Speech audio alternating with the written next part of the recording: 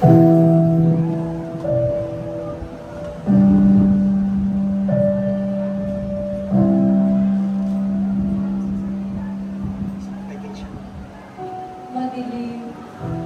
masukal, at mapanganib.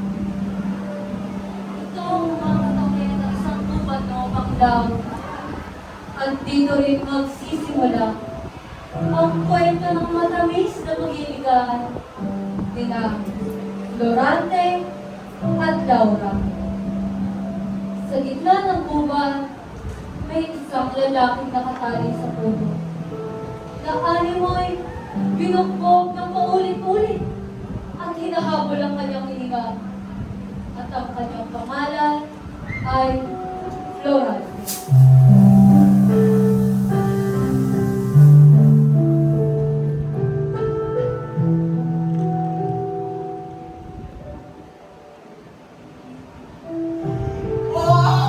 Diyos Ama!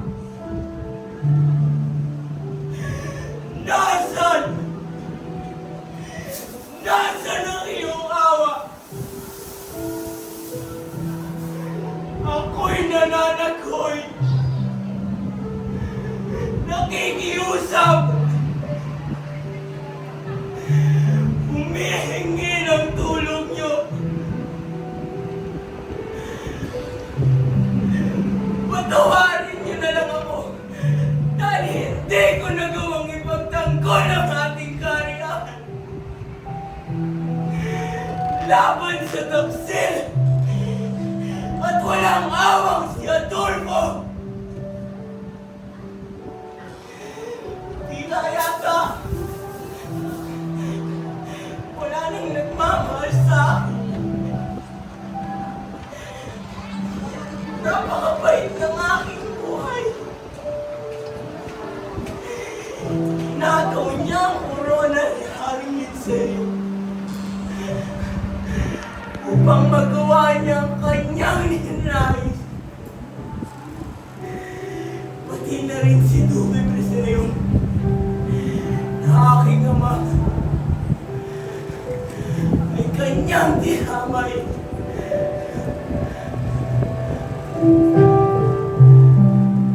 Sandaling nanahimik si Florante dahil sa sama ng loob. Matapos manahimik, muli siyang tumawag sa Panginoon.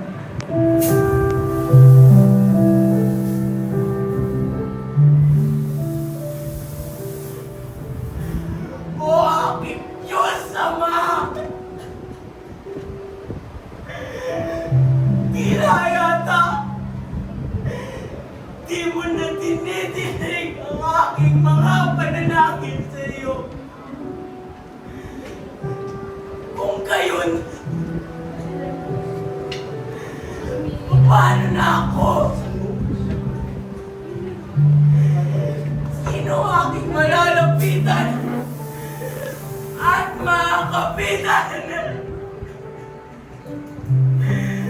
Kung ang Diyos mismo ay ayaw na akong tulungan. Paalam na sa banyo. Aking sinilangan. Tawarin mo na lang ako na hindi kita nagawang ipagtanggol. Paalam na ang bayan. Paalam rin sa inyo. At Tormong malupit! Laurang Daxel! Paalam na sa inyo.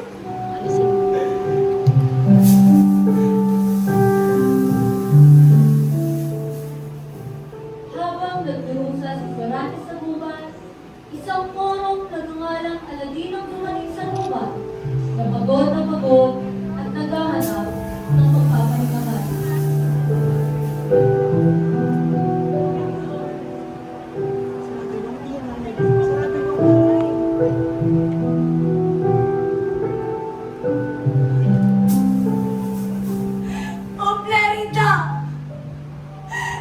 Lerida! Aking sinta!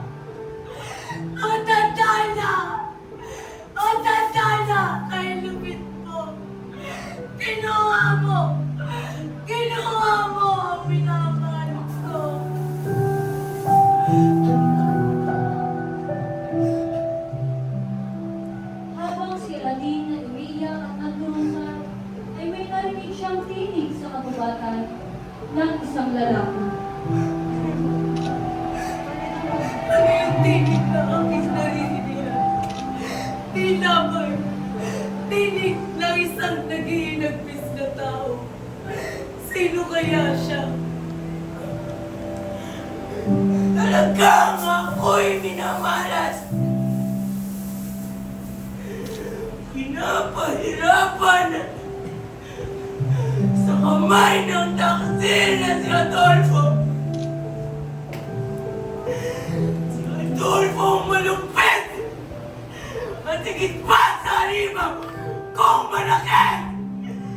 Kaawa-awang tao, ang lahat ng kanyang tuway, natapos na siya'y pinahirapan at pinagtaksilan. Pagkatapos na marinig ni Aladin si Durante, ay nagmuni siya ng isang malaking Ano problema. ito gumagalo sa aking isip? Ano ito? Blerida! Oh, Blerida! Aking sinta! Tandana! Tandana ako'y masakit! Problema ko'y napakahirap na kasi. Dahil sa aking sintang ginagawa.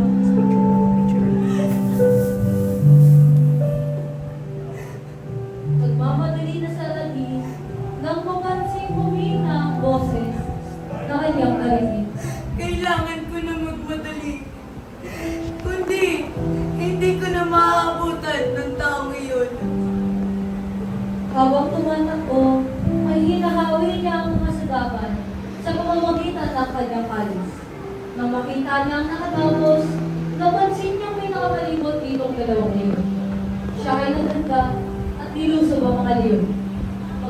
Pagkatapos niya mamatay ang mga ito, pinakawalan niya si Florante.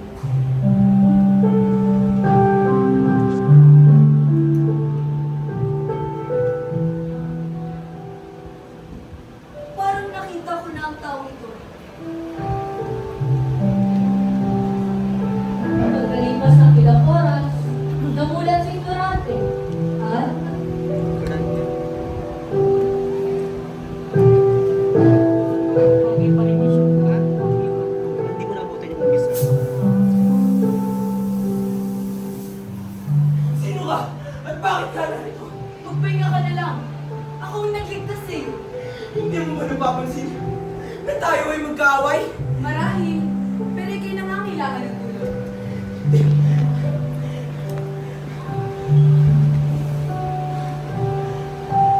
Siguro nga'y patay na ako. Ngunit, ang pagkamatay ang siyang tunay kong kaligayahan. Aman! Hindi mo ba napapansin na dinadagdagan mo lang yung pasakit?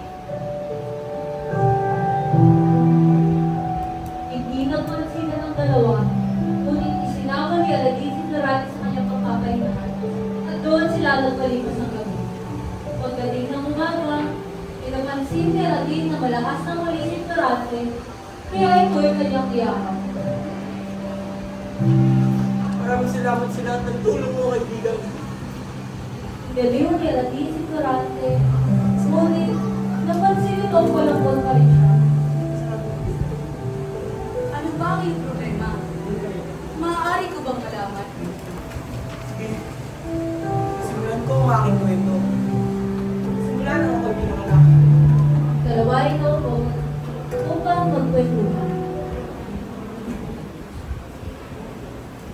Ako ay pinanganak sa bahay ng kapatid. Kung saan si Duque Briseo ang aking ama ay naninirahan. Ako naman si Prinsesa Floresta Section na ay yun nakatira sa best friend. Section na. Oh, pwede na. ako. Florante. Sa buhay pa lamang ako, tignan ako nagiging isang buhay. Durante! Durante, anak ko! Nasaan ka? Durante! Anak ko!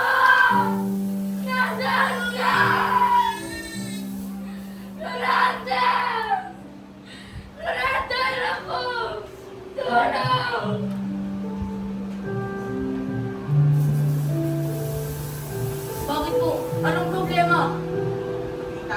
Sa mga security ko, dali-dali niya itong kinana at napatay.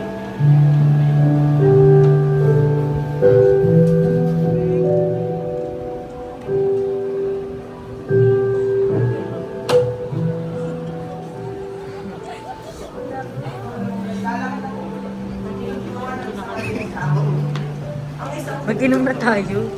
buti na lang at hindi ako Sorry. Iiwak Iiwak sa bahay. Dala nga ako parang puso. Pagkawin ko pa ako. Nagpapahinga ako at naliligo sa batis kung saan may masasayang nagawin. Tuway na ako wala ng aking bago. Masakit ng taon. Nagdaan lang ng aking. Ayaw mo nga din ang aking ina. Dahil ako alis. Liseo, bakit kailangan niya pang umalis? Guys, saan magtutulog kung hindi siya mag-aaral? Anong kanya magiging kinabukasan? Sino ang mag-aaral sa kanya noon? Loreska! Loreska, makinig ka kapag kinakausap kita. Alagaan siya naman yung mga at kaibigan doon. Ang sinabi ng aking ama ay nakapos niya sila upang ako ay umalis.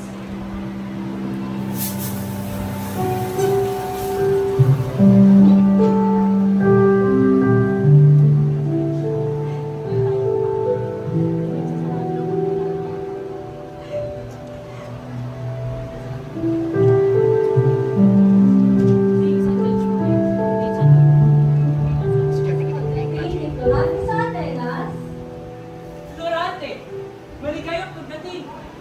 Ako nga pala si Ensenor at ako magiging suramarita sa Atenas. Salamat po. Bakit nila kayo? Ayaw mo kasi bumalik sa Albania. Kayaan mo, lipat niya. sa isang buwang pagtigil ni Florante sa Atenas, ay kapansin-pansin na lang palagi siyang tulala at hindi makakain. Isang araw, habang naglalakad si Florante, ay nakasabay niya si Adorno, ang kanyang kababayan. Napansin niya ang pinong pagkilos ko. Makaraan pa ang 6 na taong pag-aaral.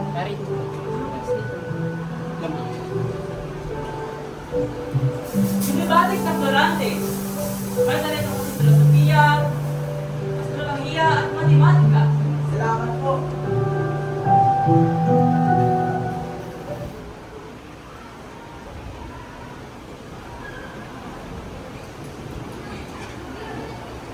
Dito nagsimulang magalit si Adolfo dahil sasapawan na siya ng Florante. Isang hapon, tinipon ni Antenor ang mga estudyante. Magkakaroon ng pagsasudlaan ng trahedya ng dalawang apo. Si Florante ang manguna bilang Polinice at si Adolfo bilang Eteocles.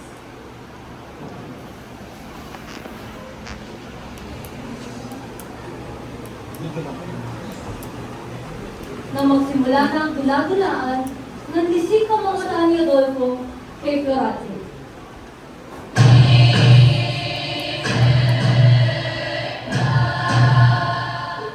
Ito na ba? Ito na ba ang agaw na kapriyan ko? Hindi mo ba alam na ako ang hari ni Satanas? Kaya ikaw! Ikaw ang umagaw na kapriyan ko! Dapat ka mamatay! Hoy, hoy ko! Sige po, yung kaibangan!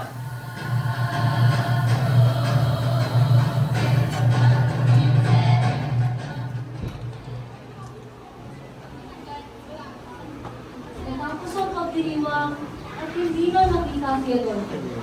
Makalipas pa ang suton, isang sulang ang kumain para kay Florante.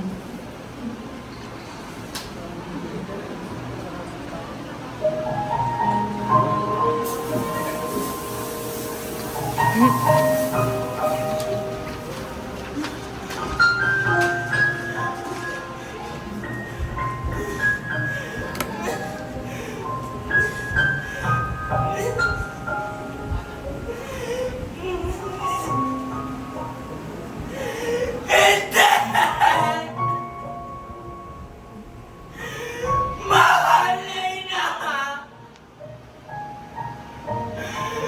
Bakit? Bakit mo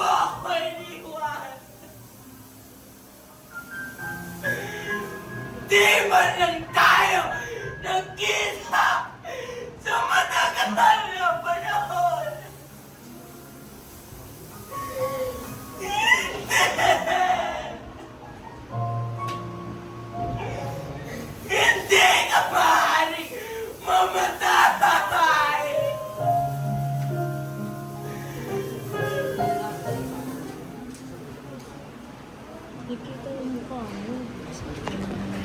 Ako sa labas. Advisor. Dalawang buwan pa sigurado sa Atenas, bago dumating ang kanyang sundo. Iba yung uso. Ito ang mapaalam sa po. Florante, tandaan mas palagi mag-iingat kay Adolfo. Maraming salamat po.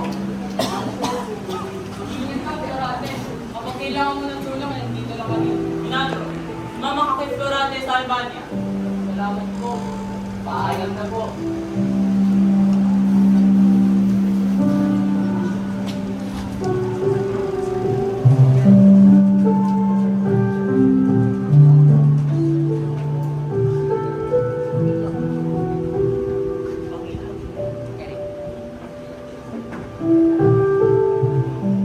Pagdating sa Albania ni Florante at Minandro,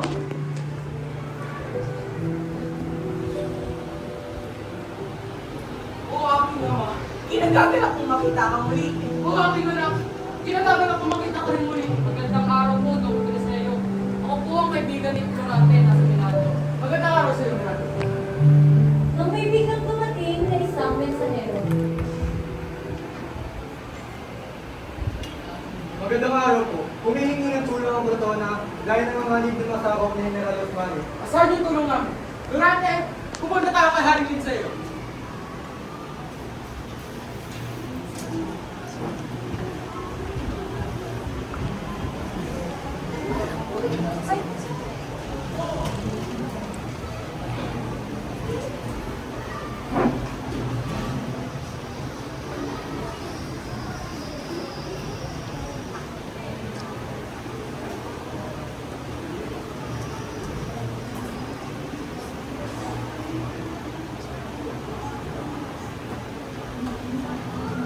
Pagdating sa palasyo, sinalubong sila ni Haring Mencelo.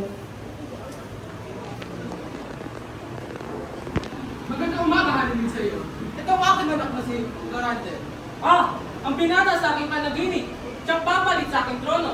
Pansamantalang pamungan mo ang hukbong patungo sa Brotona. Tulungan mo ang inununduan at magkamit ng karangalan. Nabalitaan ko kay Antenor na pamalas ka ng iyong kasayan sa Athena. Napagdududa na naman mo ang iyong kasayan sa iyong mga. Maraming salamat po sa inyo. Nagawa ko lang po na narapat. Habang sila ay nag-uusap, nasilayan naman ni Florante sila sa hardin ng palasyo. Maaari ko pong mayaman. Paano mo yung niya? Siya nga ba ng aking anak ni si Laura? May mamunta kita dito at kami mag-usap ng iyong ama. Pumasok si Hari Mencelo at Dugubeseo sa loob ng palasyo at nilapitan naman ni Florante si Laura.